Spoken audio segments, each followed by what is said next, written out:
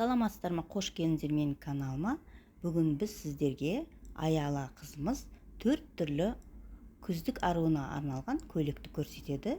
Модный қызымыз мінекей бірінші сары мен ақ түсті көйлекті құрастырып жасаған жайым бар. Мінекей қараңыздар.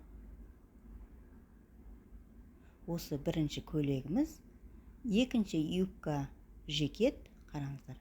Сәл үлкенірек болып тұр, бірақ қанық түсі әдемі шықты. Аяла қызымызға әдемі болып тұр.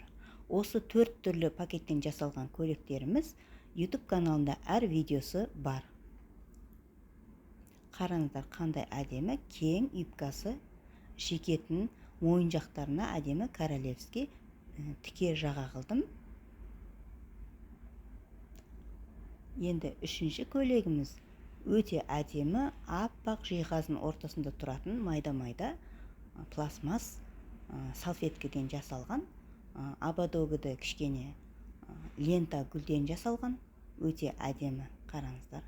Енді Аяла қызымыздың 4-ші көйлегі кәдімгі мұсыр салатын пакеттен және сары пакетті қосты құрастырып, арасында кішкене сары пакеттен жаңағы алтын күзге арналған жапырақ жасады.